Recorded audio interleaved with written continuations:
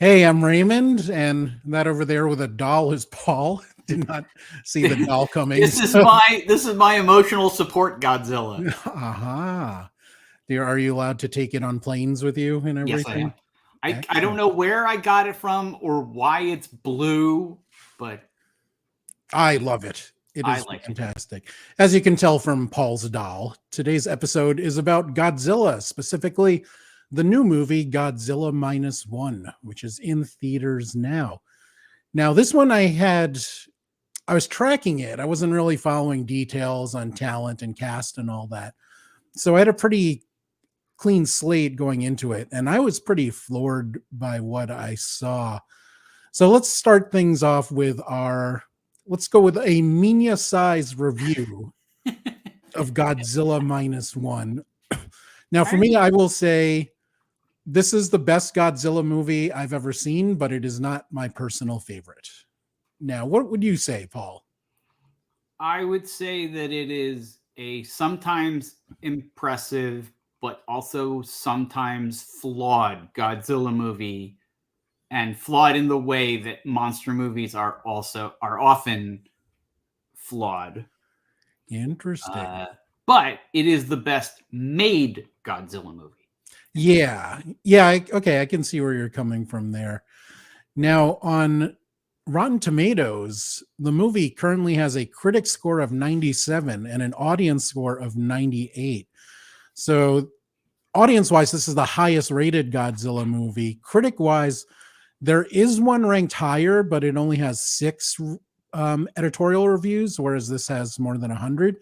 So this is probably the most successful Godzilla movie on Rotten Tomatoes, which is an interesting thing.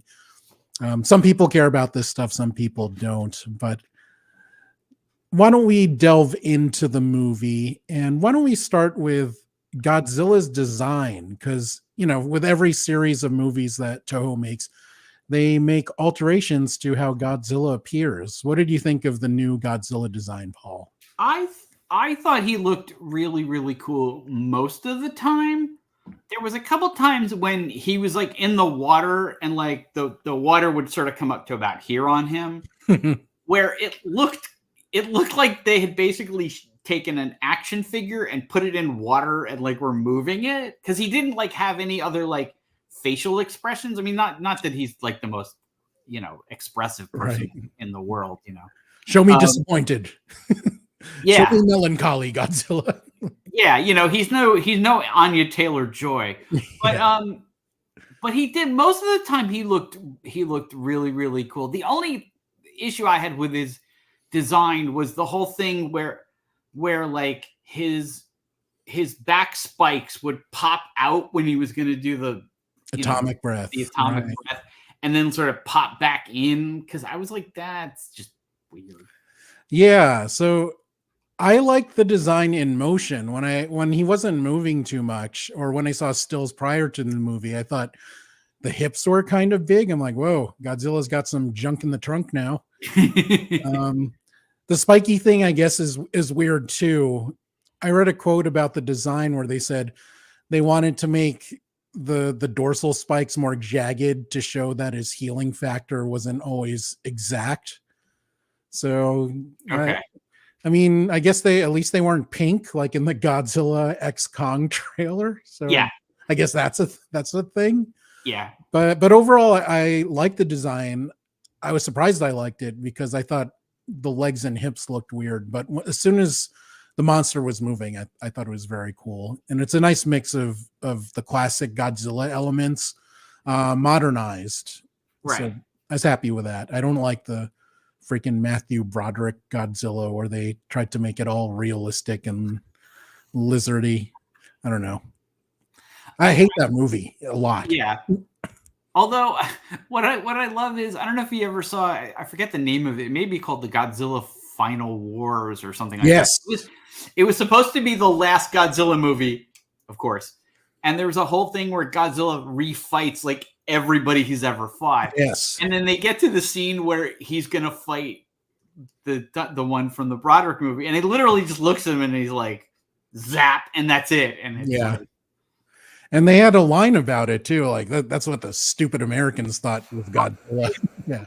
I think there was a different movie where they were like, the Americans think that giant lizard that attacked New York was Godzilla, but our people don't think so. Yeah. Those idiots. Now, one of the biggest problems with most Godzilla movies is the human plot. Yes. They're usually stupid and they're usually not interesting, but I was really fascinated by what they did with the humans here. What did you make of the human story? Well, that was my biggest problem. And that's always my big problem with monster movies like this, is when they make it too much about the people. Okay. As opposed, where, like, if you think of it this way, where the stars of the movie are the people and Godzilla is a supporting role, as opposed to Godzilla is one of the stars of the movie, if you will. Right. And in fact, there was an article where they talked to the director of Minus One, and he talked about Cloverfield. And I had a real problem with how much of that movie was about the people. And part of the problem in both cases, both Cloverfield and Minus One, is the people weren't that interesting. You know, in Cloverfield, they were a bunch of like kids and they were like self-absorbed and like just acting like idiots. In this one, I was like, it seemed just a very obvious and at times cliche like path for him to go on. I thought some of the other people were kind of interesting, but like the main guy, Shikshima. Yeah. I don't know. And it's funny because when I was watching the movie, I kept thinking of like different ways they could have told a story. And like one of them was like, what if he wasn't a cowardly kamikaze pilot? But what if he had literally just frozen when the dinosaur version of Godzilla showed up? And that was the act of cowardice that kind of screwed him up. And then later he came to realize, wait a minute, why am I getting upset about this? It was a fucking dinosaur that showed up. Of course I freaked out for like a second and didn't, like I thought that would have been a much more interesting thing, especially the way the kamikaze thing kind of played out at the end. Right, but I don't think it works for his arc the way they did it here, because he chickens out twice early on in the movie. First is right, not successfully being a kamikaze pilot, obviously, because he's alive. But I mean, there is that argument that like you have to have the character has to have an arc, and that if the arc was the arc has to be you were a coward and you overcome your cowardice, not you were a coward and then you realized your cowardice was perfectly understandable. But like that to me almost would have been more interesting because you don't see that. Right. See, I disagree. I enjoyed Shikshima's story. Japanese culture, honor is such a big part of it. Right. So when he fails twice in failing to be a kamikaze pilot, then later on the island of misfit mechanics or whatever, he's supposed to gun down Godzilla, but he also freezes up and chickens out again. Right. And it has an impact on the rest of his life when he comes back to a civilian lifestyle. He can't get into a relationship with this makeshift family that he's found with Oishi and their makeshift daughter. Right. And the daughter is just so cute. She doesn't say much, but she looks at them as her mom and dad because she doesn't know any better. Right. Her parents were killed in the bomb. So yeah, just his whole PTSD, his survivor's guilt, I thought he did a really good job. It was just really heavy and palpable and much more interesting than any Godzilla movie that I've seen, that I can remember anyway. I do think that it was interesting that they made it a period piece. And I like that because it was different. Because we haven't, the last time Godzilla was period piece was when it wasn't actually a period piece because it was made at the time. You know what I mean? Like it was made in the 50s or the 60s or whatever. Right. I did think that was interesting. It's just, I don't know. His story just never, I think there was too much of it like in the beginning. And, like I said, there was too much of them and not enough of Godzilla. Cause like my favorite parts of if I was to list all my favorite parts of that movie, every single part is like Godzilla's beating the crap out of this or Godzilla's eating that, right.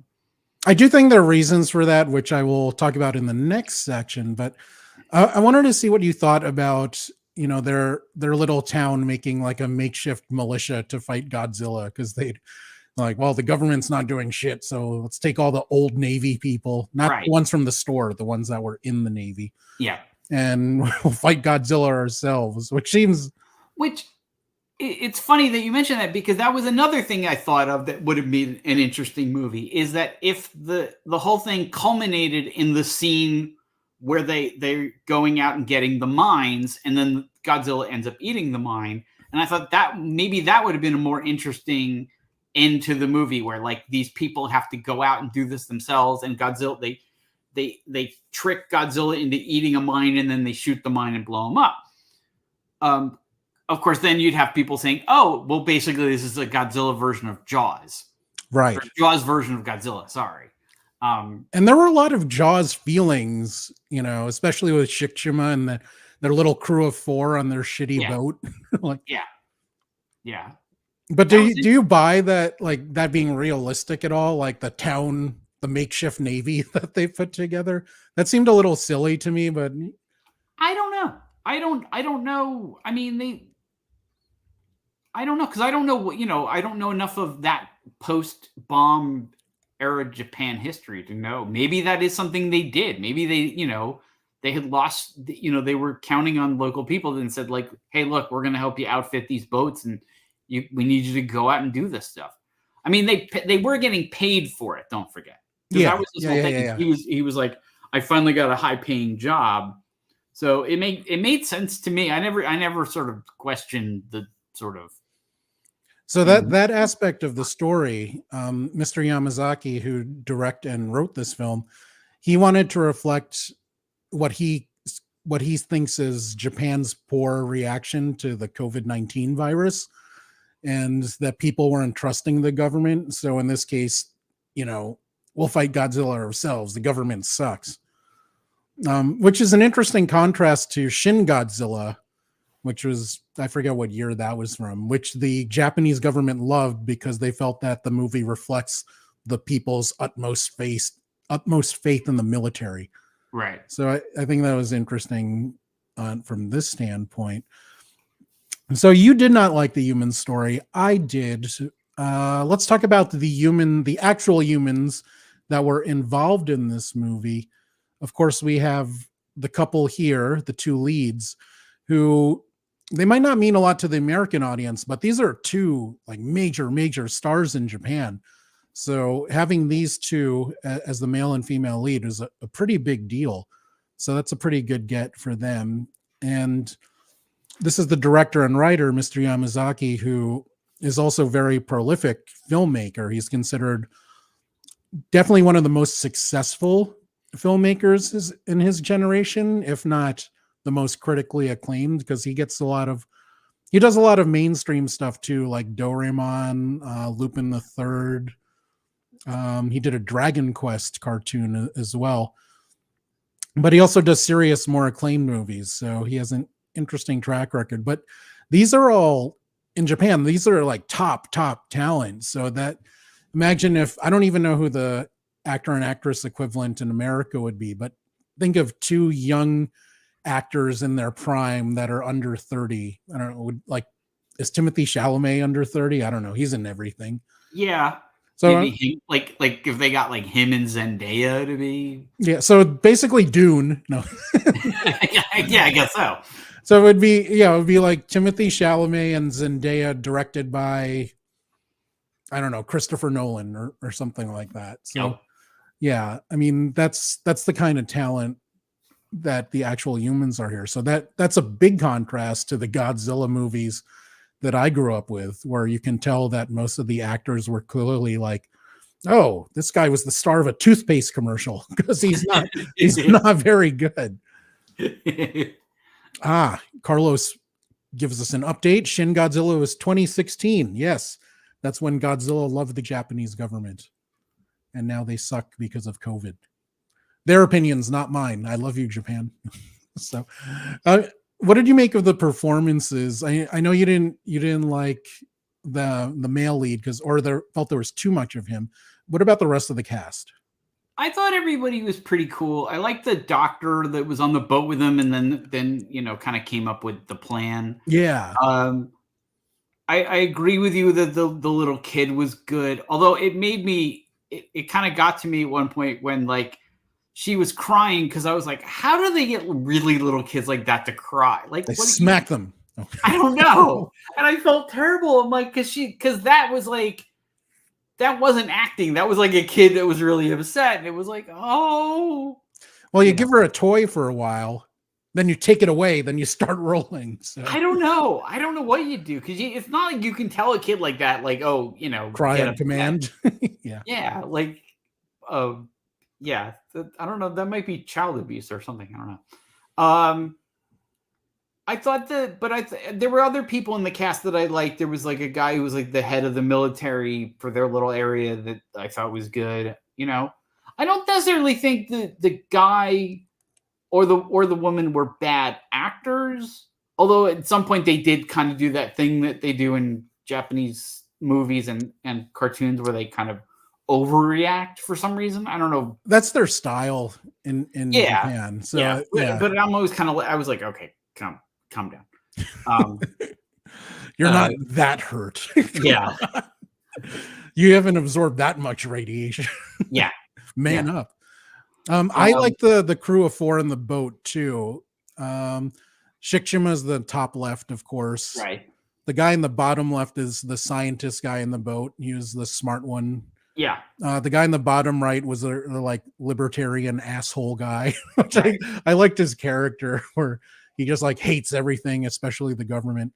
And the guy below Shikishima and above the scientist, he was kind of like the handsome guy that did nothing. So I kind of like that he was not really contributing, but he was just kind of there. Yeah.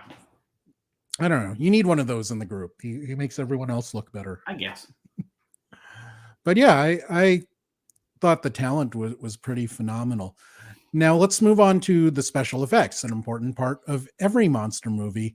Yes. The budget for this movie was only 15 million, which shocked the hell out of me when I learned it. So in that contest, what they were able to pull off was pretty astonishing. Like earlier when you said it looked like, someone was pushing around an action figure of Godzilla in the water, maybe that's all they could afford. So, I mean, it worked. It did work, but as good, they weren't like MCU special effects by any means, but they did a lot of practical effects here. And for a $15 million movie, I was surprised that it looked as good as it did. I think so. Yeah. When Godzilla attacks Giza, that was a pretty that's one of my favorite scenes in the movie. And it was just absolutely spectacular and looked real. And I think, and this is the thing about this movie is it was, as I said earlier, it was shot really, really well. Yes. I think it is the best, whatever issues I have with the story, like the way it was directed, the costumes, the set design, the camera angles, all of that stuff really, really worked. And it really worked with the special effects. Like, when Godzilla uses his atomic breath and it results in a shockwave, like that was just a spectacular. That was awesome. Yeah, that was scene. Pretty awesome. When Godzilla attacks the battleship, that was another spectacular scene. And it's really like two guys in a bathtub. Carlos says some creative production then for 15 million. Absolutely. I mean, let's look at this stuff here. This isn't the greatest picture, but it's the one they've been circulating. But you can tell that's a model, but it still looks really good. And as you said, the way it was shot really complemented all the practical effects they used in this. Yeah. So just really, really impressive. And is part of it that we see so much CG and green screen shots these days that when practical effects are done really well, we're just like, wow, this looks awesome. Because we're not used to it anymore. Well, I would think that it's probably a mix of practical and CGI, which is what you get on like the Star Wars shows, like, the Mandalorian and stuff. You're not doing that for $15 million. No. They can afford like 4 seconds of effects. Yeah. Yeah, I mean, but I just think it was really, really. I think one of the things that also helped sell all that stuff was that the non-special effects were really good too. Like when he's just walking around the city, like it looked like that time period. Right. Like you had like it didn't, they weren't like avoiding things that like, you could tell. Like they looked like I don't know where they got all the cars from and the cop, but like Yeah, true. it looked really, really cool. And when they went back to his village right after the bomb was dropped and the whole place was destroyed, like it looked like a bomb had really hit the place. Like it didn't look like a set, which in like the old Godzilla movies, it totally would have looked like a set, like with a bunch of junk thrown around. So you can see the rough corners, really easily on those, and also a reflection of those movies weren't expensive to make either, but they just seems to have taken their skill level up a notch on this one. So I was pretty surprised about that. Now Godzilla this is like his 70th anniversary this year. Is that correct? I believe so, that's the case. So about to be, because I think the first movie came out in Japan in 1954, I believe. Oh, gotcha. Oh, so this is -1 leading up to the anniversary. That makes a lot more sense now. I guess so. I feel stupid. So, of course, for guys like us, there's a lot of nostalgia that comes with Godzilla movies. You're certainly the biggest Godzilla fan that I know. How do you think this movie incorporated the classic elements with the modern filmmaking techniques? Did it work? I mean, one of the things that I liked about it was it changed his origin story, but not really. Right. Like what we've seen in I don't think they've ever really said in the original movie like where he came from. Like they always talk about like, oh, he's a product of the bombs being dropped, right, in the testing, but they've never kind of said like where did he come from. And in the Matthew Broderick one, they were like, oh, he was a Gila monster that got mutated. And I like the idea in this one that they were like, no, there was a monster already. Yes, and he looked like a T-Rex, and then like he got mutated by what happened on the Bikini Atoll, and that's why he's like, it's like steroids basically. Now he's larger and pissed off. Yeah. Although I will say this, the only reason I know that's what happened in the movie is because I've seen other Godzilla movies. Like if I'd never seen that, I would have been like, wait, how did he get? Like you'd have to kind of figure it out for yourself because they didn't. Maybe this is a product of the budget. They needed another 30 seconds showing the T-Rex version starting to mutate. Okay, yeah. Very like quick thing just around his eye where it was like, rrr. And I was like, wait, did they just kill him? And the reason I thought they might have just killed him was because the TV show Monarch, which of course is related to the American Godzilla movies, there's a scene in that where they say, well, actually the test of the Bikini Atoll was not a test. We were nuking Godzilla to try and kill him. Right. And at least the people in the show think we killed him. Obviously, we know that not to be true, but that's what they think. So I could see somebody like making that mistake because again, they just needed another maybe 20, 30 seconds of like Godzilla mutating footage. Maybe they didn't want to show his awkward pubescent stage. his roar is all squeaky. Like, yeah. And yeah. He's got like braces. That would have been great. Lizard acne. So Carlos does fact check us. Yes, 70th anniversary is next year. There we go. Thank you. Yes, the whole -1 thing makes a lot more sense. I just thought it was a weird Japanese title for a movie. Yeah, I did too. I was like, wait, what? I'm like, oh, wait, they applied logic to this one. Oops. Title would have made sense if it was like a prequel.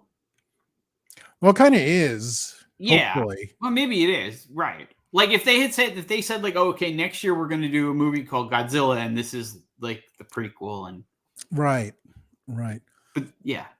So one of the things at the end that I wanted to, I forgot to write it down in the notes, so this will catch you off guard possibly. So Shikishima and Oishi reunite at the end because somehow she survives. She survives getting like blown away in a giant blast. Pause here for a second. Okay. Because I want to talk about that. But I have a question for you before we start. Yes. When I watch a movie and I really like it, I will let things slide. When I watch a movie and I'm not enjoying myself, bad things annoy me even more. Are you like that? No. Even if I enjoy it, it still bothers me. Okay. I think this is why I'm an editor professionally. I like finding things that are wrong. And then making people feel bad about it. No, I'm just kidding. Right. Because that what you just mentioned to me was one of the things that really bothered me. Like, it's during the attack on Ginza, sorry. Giza's in Egypt. Giza's in Egypt. Yeah, thank you. Although the funny thing is, in my notes, I originally wrote Attack on Gina, so I don't know what that is. Whoa. It's a pizza place. Yeah. But so initially, like, Godzilla burps, the shockwave is coming, and and I don't know why, but the lady pushes him in between two buildings. Yeah. Why didn't she just dive on both of them? Go with him? First of all, why didn't she go with him? Second of all, why is it that those are the only two buildings that didn't fall over? And then, of course, get to what you started to ask about. Why the fuck is she still alive at the end? And there's no way in hell she would have survived getting blasted out of the sky like that. Yeah. At first, I thought, are they going to make her like an alien? And that's how they're going to introduce Ghidorah in the next movie. But then in that shot at the end, when they pull away, they allude to her having radiation poisoning. So they just want to fuck with Shikishima in the next, if they bring him back, they just want to make his life sad again after he had his one shining moment. Yeah. But at that point I was like, ugh, come on. I don't know how she lived. That's the thing. To me, it would have been way more poignant if she was gone and he's got to raise that kid on his own now. Yeah. But he's got help, because he's got that lady next door and the guy. Yeah. What did you make of her annoying neighbor? I'm like, is this like the Roseanne of the village? I actually thought she was kind of cool. Like, at first I was worried because like I thought like, oh god, is she going to be the woman who just gives him shit the whole movie because he's a coward? And it's going to be like, 10 years later, she's still giving him shit. And like, it's like, okay, lady, get over it. Yeah. But no, I like that she kind of stepped up and she was helping out with the kid. Because that to me struck me as something that probably happened at that point where like people did kind of go like, all right, look, there's only 8 of us in this village left. We need to like work together and especially with a little baby, like, Yeah. So. Yeah, she did grow on me too. And I had the same fears you did. So I did like that they evolved her as a character. Yeah. So obviously the movie is very successful. I believe it's already tripled its budget. The review scores are high from critics and the audience. Yamazaki said he would like to make another Godzilla movie if Toho would want him back. Would you like to see another Yamazaki Godzilla film? Yeah. And what would it be like in your head? Well, we know he's coming back. Yes. Because he's right. Which is another one of those things that really annoyed the hell out of me. Because I was like, and it's one of those things where, again, the problem could have been solved if they had inserted like a line. Like if the doctor had said, well, if you blow his brains out, he won't be able to regenerate probably. Then their whole plan would have made more sense because otherwise they just did the same thing they did before with the mine. Why would you think that worked? Well, I've given up on. For people that don't know, Godzilla has a healing factor that it is even worse than Wolverine's in its ability to make excuses for things. Yes. So, yeah, and at the end of the movie, they show this thing of bubbling hamburger. Right. We're supposed to believe that's Godzilla reforming. So, yeah. So your Yamazaki Godzilla movie. What's next?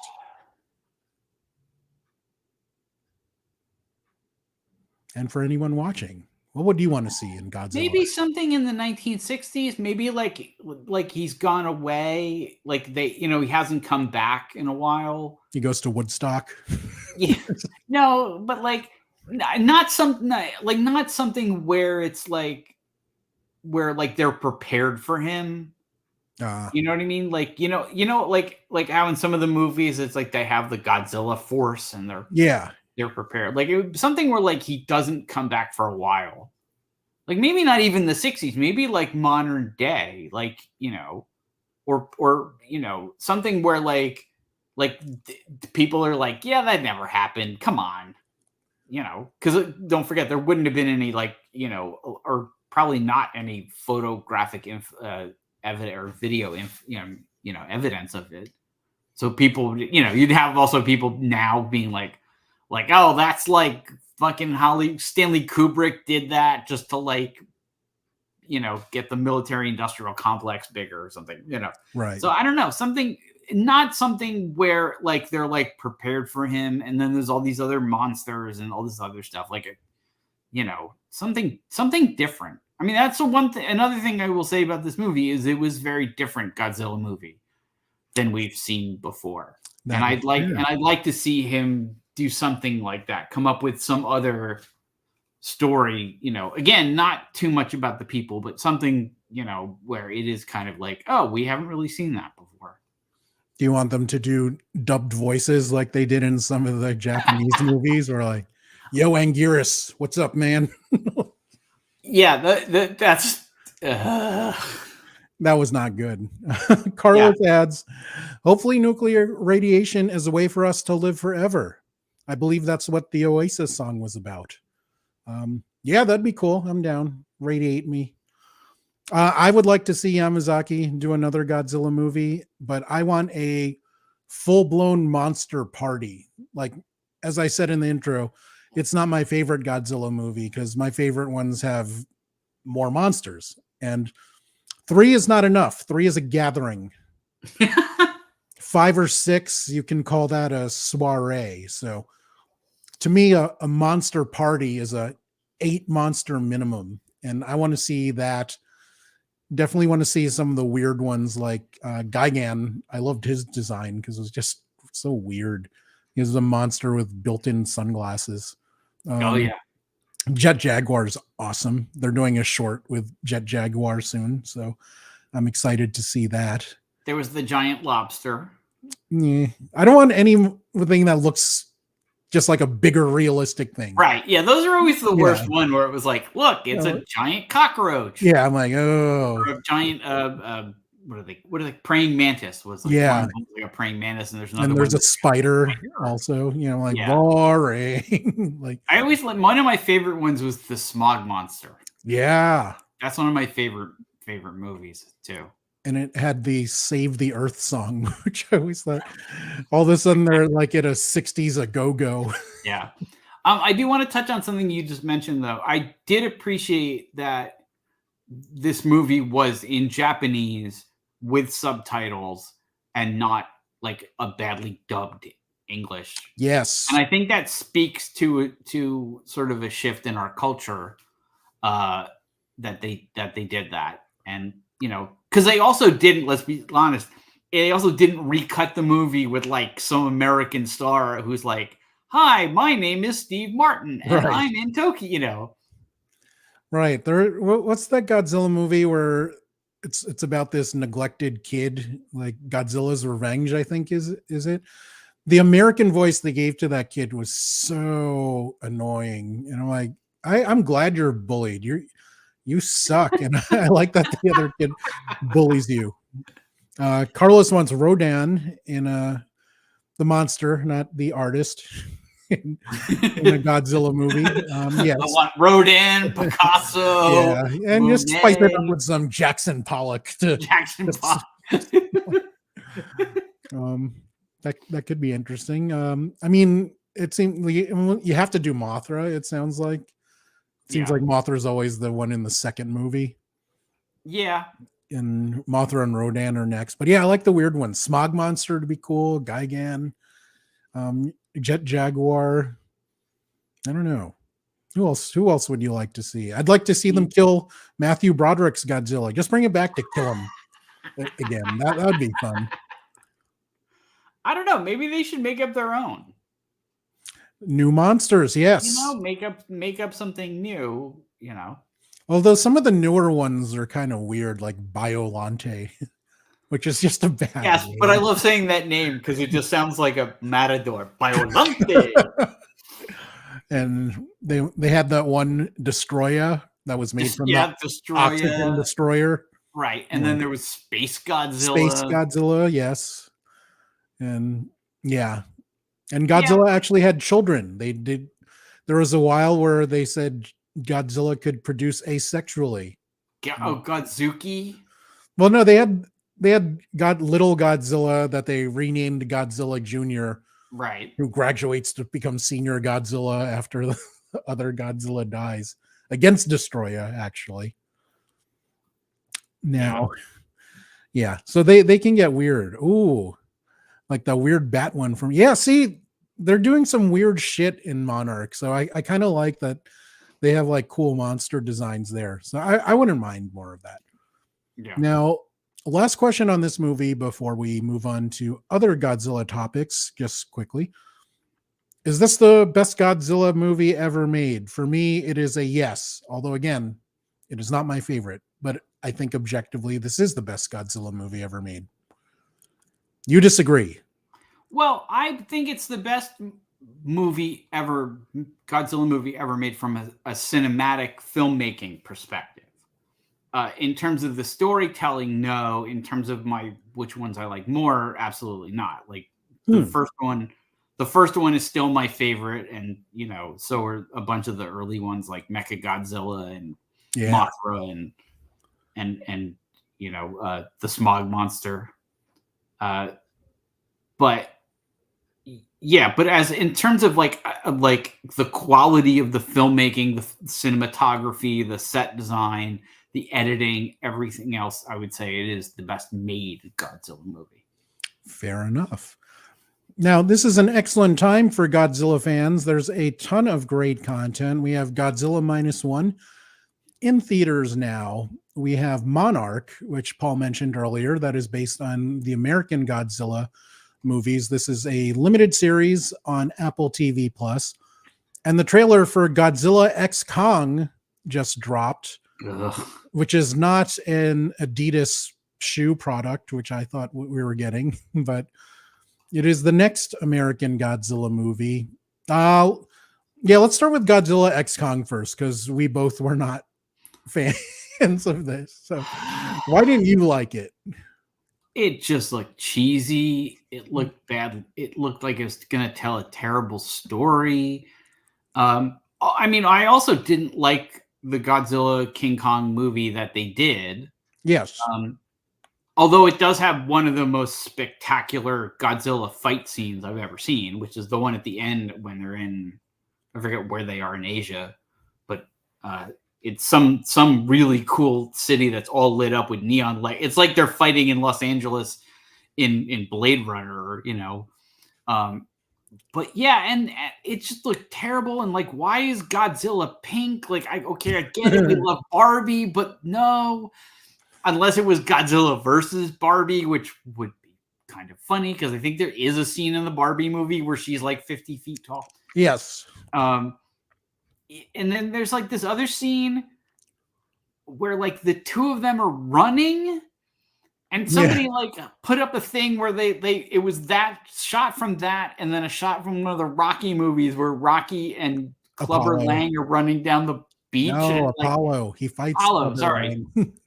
Yeah, Apollo are like they're running down the beach, and it's like literally the same shot, and it just looks. I know, like, it's hard to judge a movie by the trailer sometimes, but sometimes you can. I hope I'm wrong. I mean, that's the thing. I hope this is an instance kind of like like what happened with the Sonic movie where they were like, oh shit, we need to like fix this. Carlos adds, they gave Kong an infinity gauntlet. Yeah.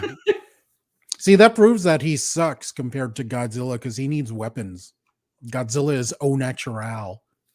So, as much as I love the movies in Godzilla Minus One, Godzilla X Kong looks like an example of why I hate humans in most Godzilla movies.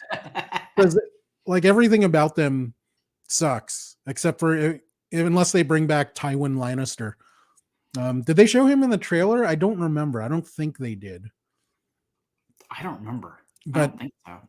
Yeah, he was. I would like him back because he's like a global treasure. Charles Dance is awesome, and he deserves to do whatever the hell he wants. They never they kind of left that to. They never really said like what happened because like he showed up and he was like, okay, I'm gonna buy the King Ghidorah head, and then like, what? And then he tried to take over Westeros, and then.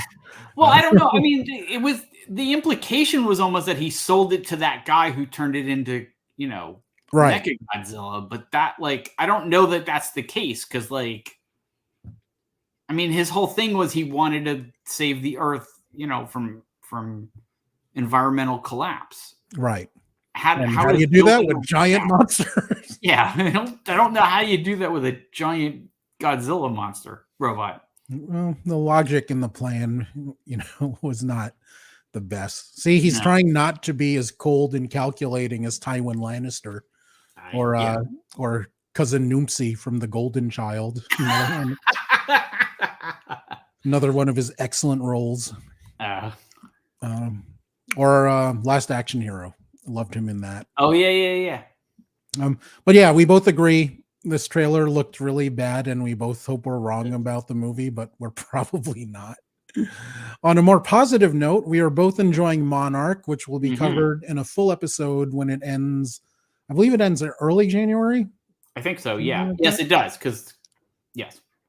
So this is a series that takes place between these movies, I guess. So the first Godzilla attack already happened. People have PTSD, whatever, blah, blah, blah. But this is much more enjoyable to me than the recent Godzilla American movies. A large part of it is I love watching old Kurt Russell work. He looks like he's having so much fun. Part of it is just because they're taking their time, and it's, they don't have, they can breathe and let humans do their thing and make it interesting because they're not in a rush to get to the next big monster scene. So I appreciate what they're doing in Monarch. I'm enjoying it a lot. Maybe not in my top 5 series this year. We'll see as it goes on, but I'm enjoying it. How about you, Paul? I'm liking it too. I was a little worried because, like I said, the worst part, of a monster movie is always the human element. But I don't actually mind it as much in this show. And I think because I'm not expecting a 2-hour excitement. It's a however, 10-hour long kind of thing. And not it's even, not, they're like 40 minutes or something. Yeah. But it's also not Godzilla, the TV show. Yes. That's the other thing. It's Monarch, so it is like, a different, they basically put it out there. Like, this is not about the monsters. It's about the people watching them. Right. And it informs the movies nicely. So I appreciate it does. And there's a lot of interesting things that they've been doing in it. And I like a lot of the people that are. You mentioned like Kurt Russell, who's really good in it, and his son who plays a younger. And this is one of the things I like about the show is it flips back and forth between different time frames. Yeah. And you've got a younger version of the Kurt Russell character played by Wyatt. Wyatt, yes, played by his real life son. And then you have all these other people, and it's interesting. Like, one of the things, like, something happened. I don't want to spoil anything because it's still going, but something happens in the first episode, and I was like, oh, man. And then in the second episode, they didn't undo it in a cheap way like they did at the end of Godzilla Minus One, but they basically were like, okay, well, now we're going to go back a little further in time and show you how he got to that point. And I was like, okay.